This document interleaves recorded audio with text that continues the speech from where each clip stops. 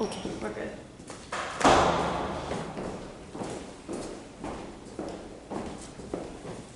He's on his way.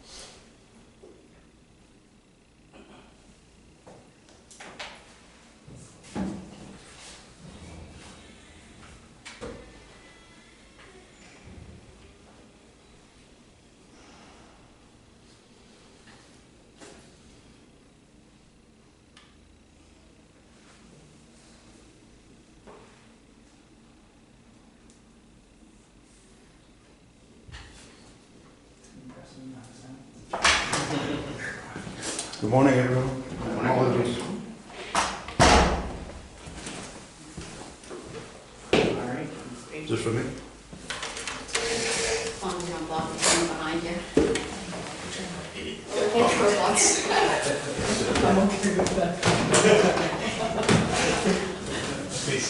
I think so. You want to sit here and talk to her and say? Okay. Yeah, I didn't know for those seats either. Alright, it's 8:30. I'll call this meeting to order on Monday, August 2nd. Ms. Clerk, please call the roll. Council Harder. Council Tyros. And Chairman Gardner. Present. We do not have any minutes to review at this point, just setting that up. So we'll move on to department updates. Mr. Philbin. Thank you. We've been busy making a bunch of repairs on the building recently, certainly to the chamber, the council chambers, as well as the, we've taken the doors off of the annex, and I have a guy working on those right now. They're mahogany, and they've been neglected since 2009, and they're coming out pretty nice. I invite everyone to take a look when they're finished. I think you'll be happy with that. We've had a couple of demolitions recently with 264 Pine Street and 5 East Broadway. Both are going to be repurposed. The 5 East Broadway property is going to be a commercial building, and the 264 Pine will be a single-family home now. We've been very busy. That's it. Any questions? Public health. Morning. So we know, as you know, our new contract started for waste on July 1st. So we've had some kinks and whatnot, but that was to be expected. We're working on it, working them out. Nothing major, so it's been going well. Transfer station, we have some updates down there. We redesigned it, we took it the opportunity we were switching companies to kind of reconfigure the flow. It seems to be working out well. We have a new part-time attendant down there. Last week they started doing mowing and vegetation control. We have to do that usually like once a year, and then DEP does the inspection. So they started last week, but I don't know if they finished because of the rain and whatnot. It's been super wet. The health department got some new software for inspectional services. It's Food Code Pro and Housing Code Pro. Code Pro, it's a mouthful. We started doing training. We did the food training last week. We're doing the housing training today with the software. So it's designed by people at the state that have done the inspections, and it's really it flows really nicely. So everything will be online. It'll be great. We did all our pool opening inspections. Every week I do testing of the Greenwood Pool and Kendall Pond. I have no issues there. Everything's been good. We passed a recycle grant for this year. So basically we kind of go over all the recycling benefits we have in the city. We get a rating, and then we'll get grant money for the next year. So we just use that to buy new recycle filters, and we buy rain barrels, compost bins, and whatnot with that money. COVID, the numbers are up a little bit. Gardner last week was a 0.71% positivity rate. The state is 0.88, so we're not doing too bad here locally, but continue to watch that.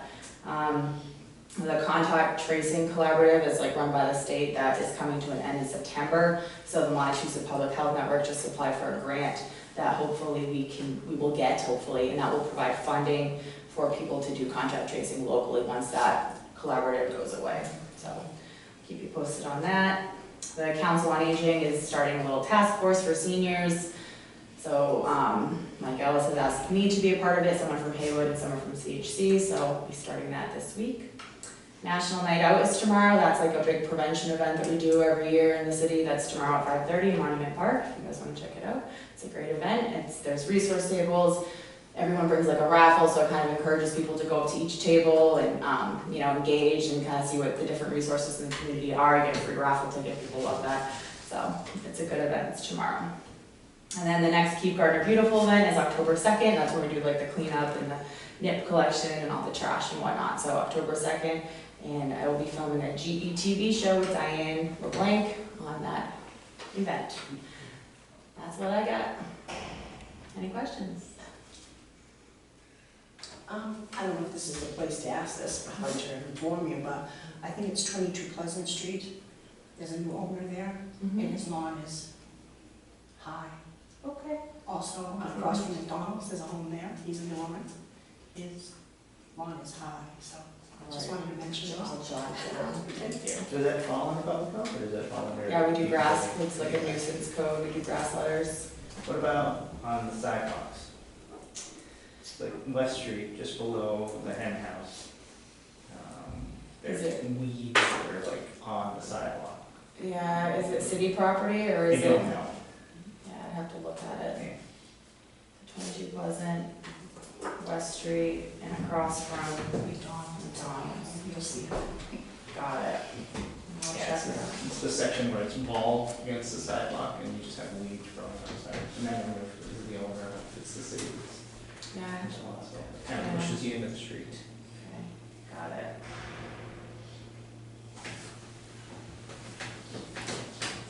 Do we know the vaccination rate in the city?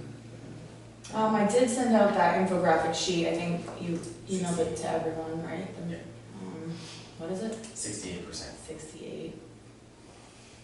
Which is pretty good, and I think it's generally 50 pretty much everywhere, so I think we did a really good job with it. So we had the clinic here locally, so. Big difference, I'm sure. Thank you. Welcome. All right. We'll go with fire department. Okay. Go down the line. Okay, I'll start out with personnel.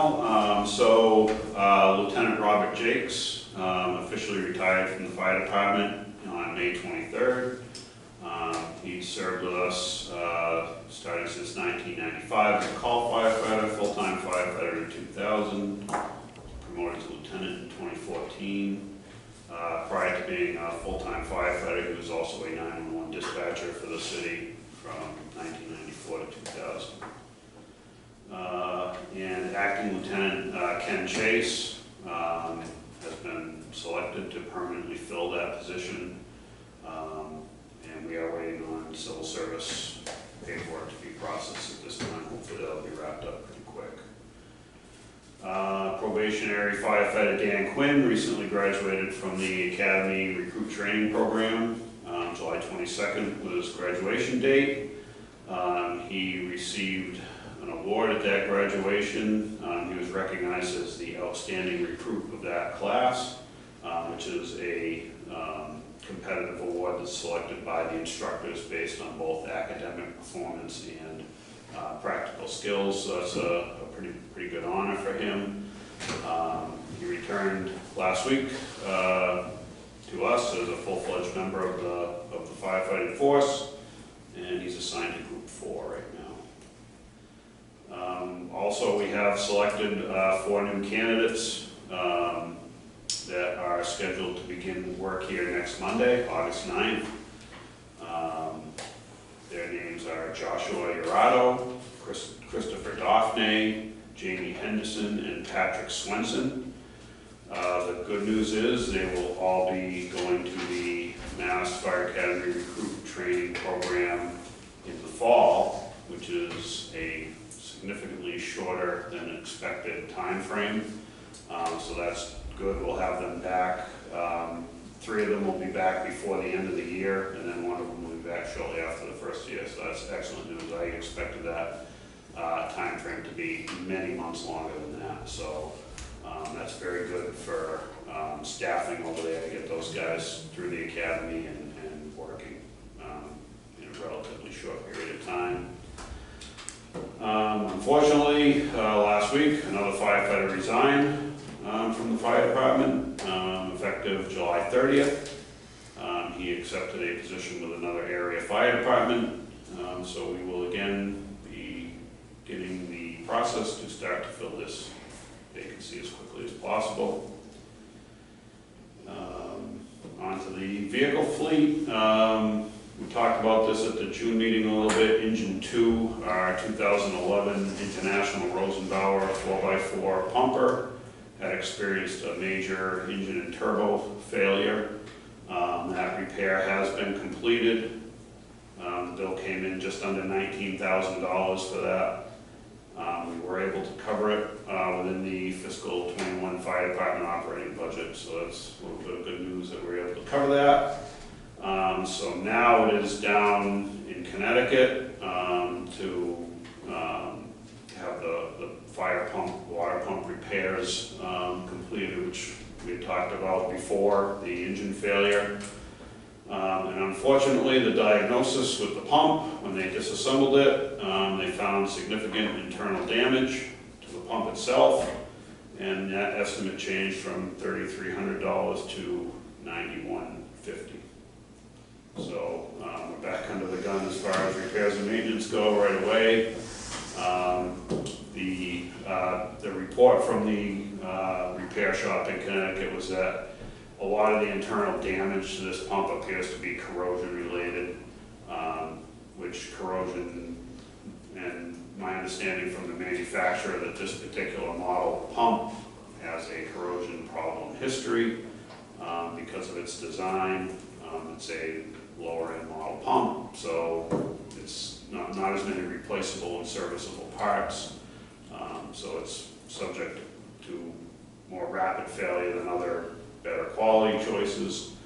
And I mean, corrosion in general is a problem with our entire fleet. Engine 2 in particular has had a lot of corrosion issues. And we're attempting to address all the corrosion issues. We're doing undercoating and pressure washing and everything else. But it's an ongoing battle with corrosion. As far as grants go, the fiscal year 21 Massachusetts Firefighter Safety Equipment Grant, which we received $15,000 for. All that equipment has been purchased, delivered, and is currently being placed in service on the trucks. And last week, at the end of the week, we received notification that our fiscal year 2020 FEMA Assistance to Firefighters Grant, commonly called the AFG, the city's application was approved. So the grant award total is just under $49,000. That is earmarked for a new fire and carbon monoxide detection alarm system for fire headquarters. It will replace the existing system, which is original to the building from the 70s and is outdated. It's also going to include hooking up the annex building, which currently has no fire alarm system in it at all. So that will be brought into connected to the building fire alarm system at headquarters. And also a radio box will be added, which transmits a signal to the Gardner 911 dispatch center if the fire alarm activates at the fire station, which currently it doesn't do. It just, if the fire alarm rings over there, it just rings internal in the building, which for many, many years was not an issue because there was always someone in the building.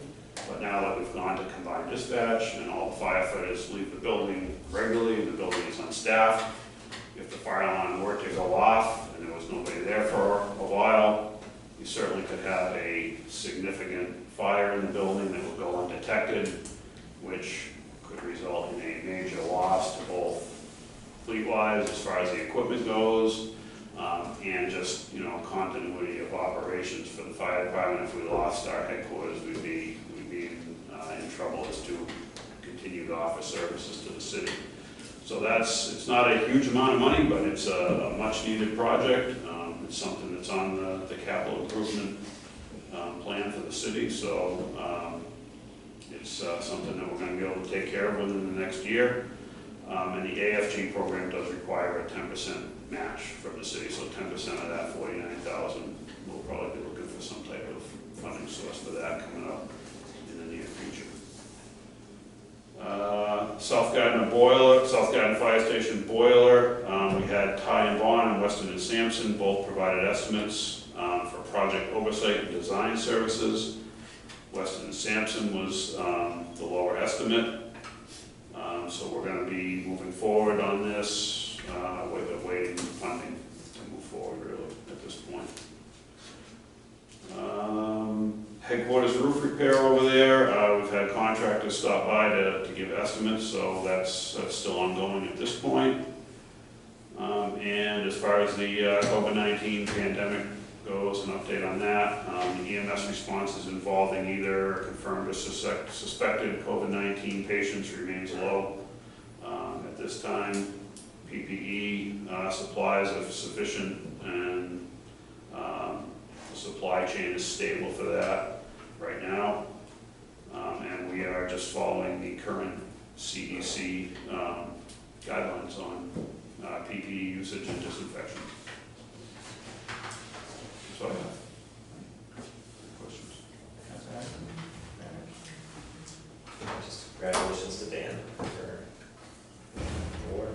Yep, he did very well. He's doing great over there. He is going to be informally sworn in at the next meeting, so we'll be there for that. Thank you. Yes, so I'm happy to report that our newest officer, Officer Alexandria Larue, graduated on the 2nd of July and will appear before City Council with a permanent appointment request that had been put forth by the mayor. So we will see you this evening. Though we did have a resignation as well. Resignation occurred effective the 31st of July. Sergeant Lauren Walter, he took a private sector job in his previous profession. And I asked the mayor to make a temporary appointment of Officer Sean LaFrenny to the position of acting sergeant to begin August 1st. So that position would be temporarily filled.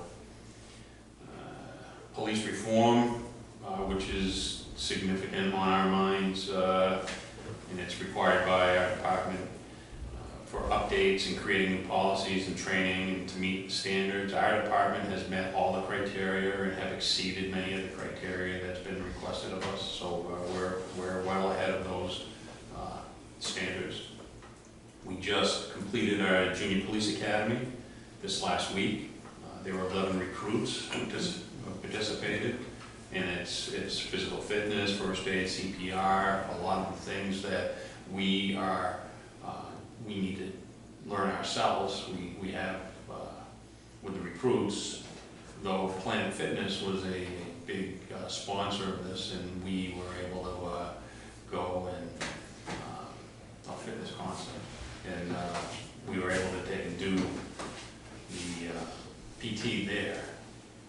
So they are able to see how we begin the day with physical fitness, and it was actually very, very well received, and we're still now seeing requests that we potentially do another one really soon, though because of everybody's schedules, we typically are only doing this once a year, but it was very, very successful. There were visits by canines and Lifelike, and a lot of the interesting things for the kids to see. We had a real significant donation from Lynn Barrio, who has always supported our kids' projects, and we were able to ensure that program worked as well as it possibly could with the staffing that we had, because our officers really get involved with this program and with the kids.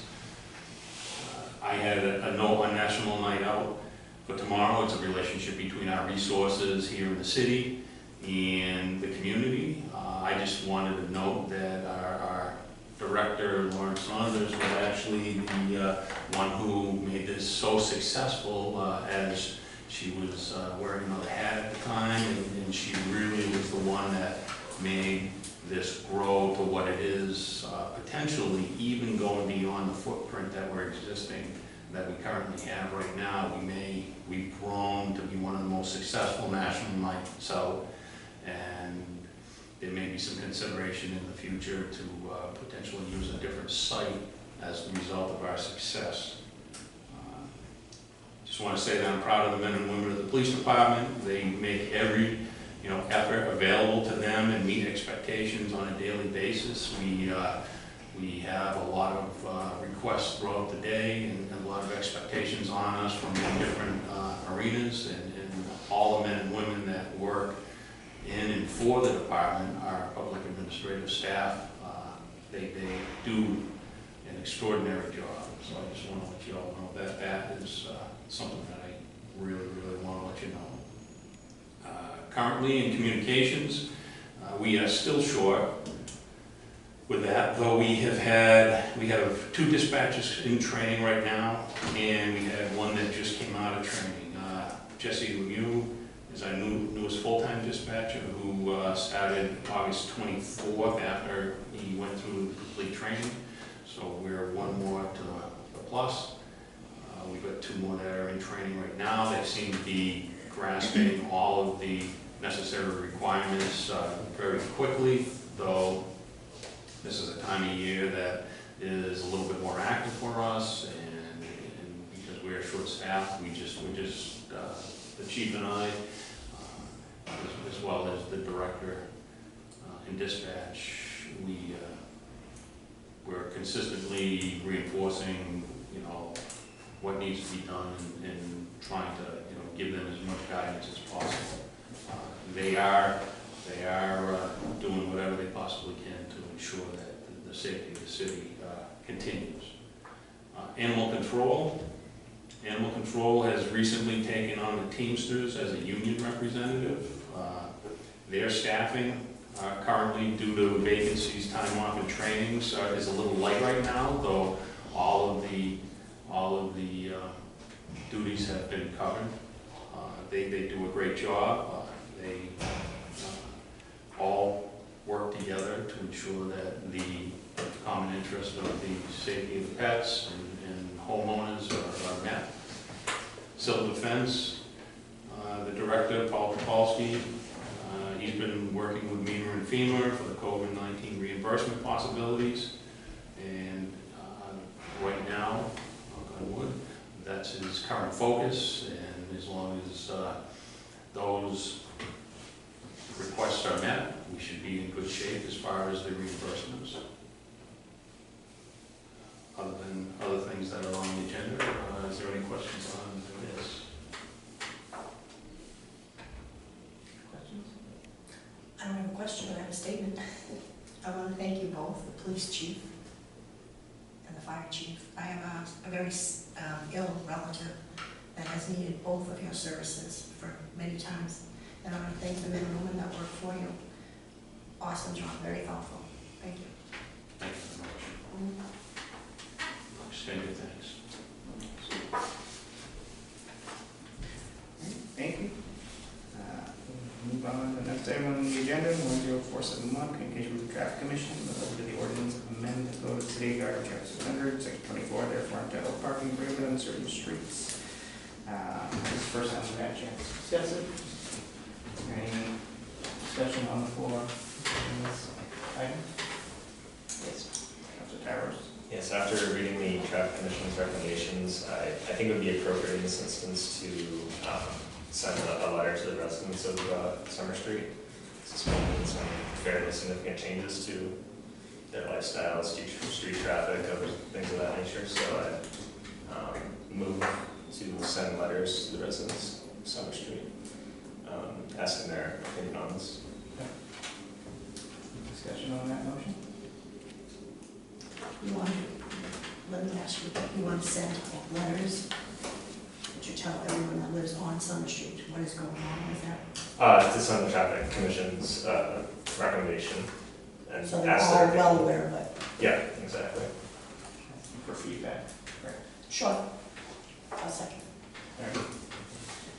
A motion to request the council send a letter with the traffic commission's recommendation to citizens affected by this on Summer Street, asking for any input or response. Second by Councilor Gardner. Any further discussion on that motion? I'd like to discuss, not on that motion, but could I speak about this? Sure. I understand that there was one complaint on this, and I'll direct it to Mr. I understand there was one complaint, and it's your job to search that out and find out about it. I have some thoughts on that. I mean, I've spoken to quite a few on Summer Street myself, and all that I have spoken to are having a hard time with this, because you can't park on one side already, and now you're going to try to take that away on the other side. Now, say they don't have enough off-street parking, and they're used to parking on that side. Where are they going to go? You know, what are they going to do? Have to go down to the bank or whatever and park there? I mean, it's difficult. We've also tried this, I believe it was on Nutting Street and Nash Street in the past, to take parking off both sides. And at those times, both of those I voted no, because I don't feel I can support that. I respect the fact of why you brought it to us, but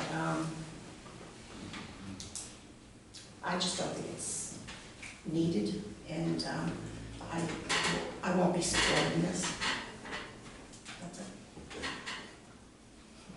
To be clear, you won't support the recommendation by the traffic commission.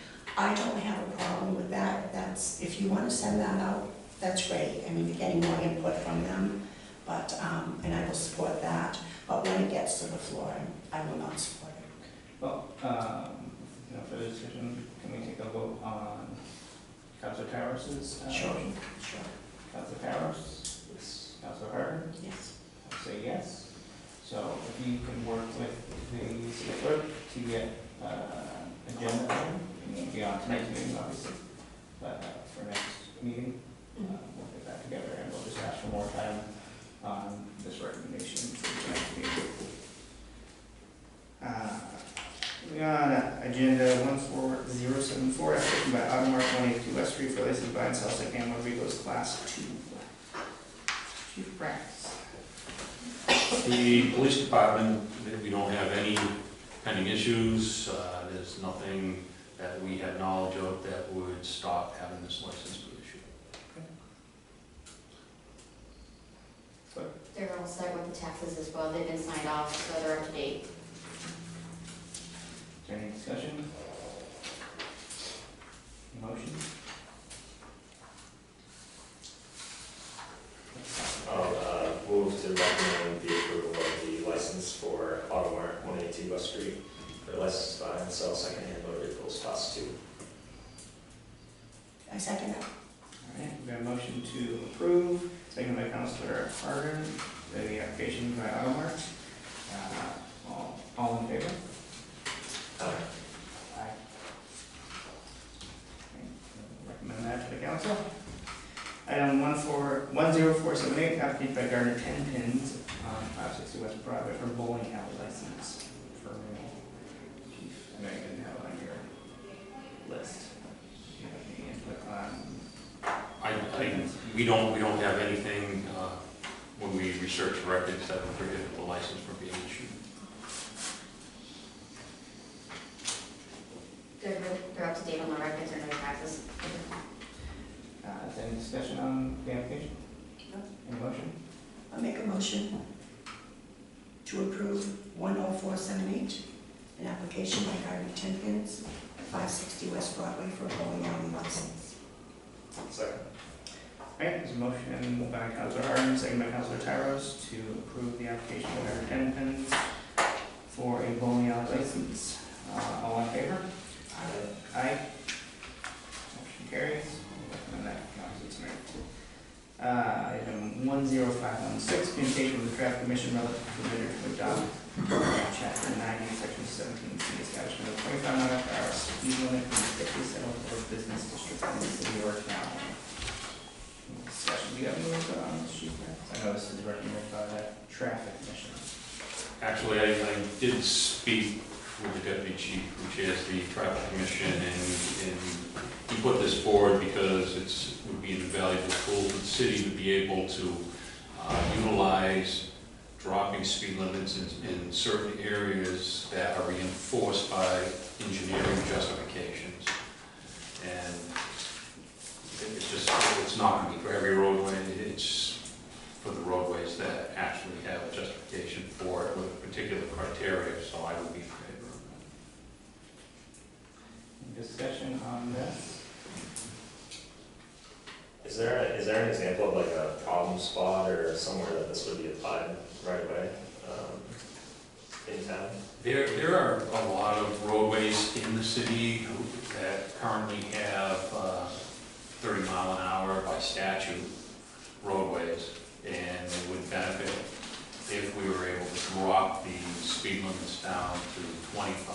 So any of the side roads that anybody would travel, say you were on Raven Street next to a school where there's parking on both sides at certain times, it's tighter. By statute, it's 30, which is fast. 25 may even be fast, though it just gives you a lower speed to be able to work with, to try to, post and, get the individuals to drive slower. Mr. Chairman, if I may, sorry for being behind. This would only count for roads that are also not listed in the ordinances themselves. If there is a road that speed limit is established by city ordinance, the ordinance would carry over for this even if it is in a thickly settled district, and any changes to the speed limits on those roads will require an ordinance vote by the city council.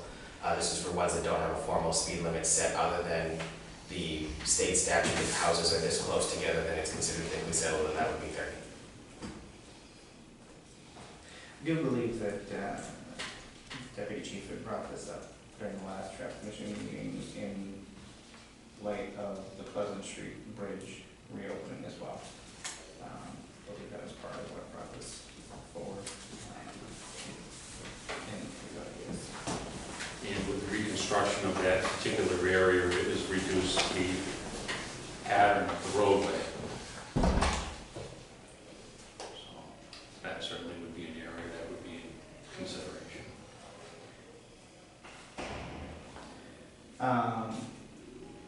Any more discussion? Item? Are there any motions on this item? I'll make a motion for approval for 10516, a communication from the traffic commission relative to a measure to adopt MGL chapter 90, section 117C, establishment of 25 miles per hour speed limit in thickly settled or business districts in city or town. Second. Motion by Councilor Harden, second by Councilor Parrish to recommend approval of the measure. All in favor? Aye. Aye. Motion carried. Item 10517, communication from the traffic commission relative to the ordinance to amend the code of the city of Gardner, chapter 600, section 54, therefore entitled obedience to isolated stop signs. Chief, do you have any? Have you spoken to the deputy chief on this? This is actually just trying to clean up some wording in some of the ordinance areas. It's more of a housekeeping for clarity's sake. That's what the recommendations are for.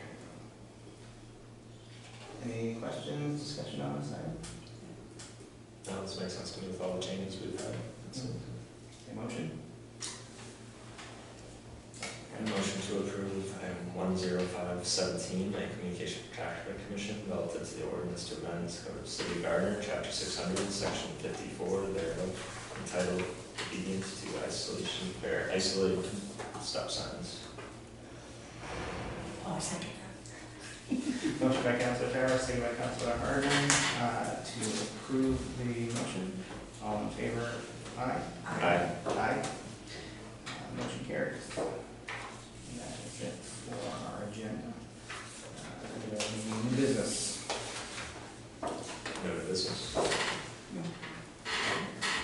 I'd just like to thank all four of you and all of your employees for your continued dedication and hard work for the city. Appreciate all what you do.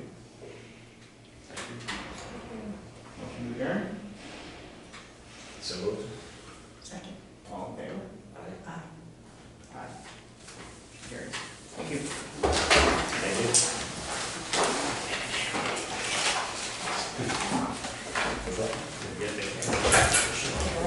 I talked to you in a while.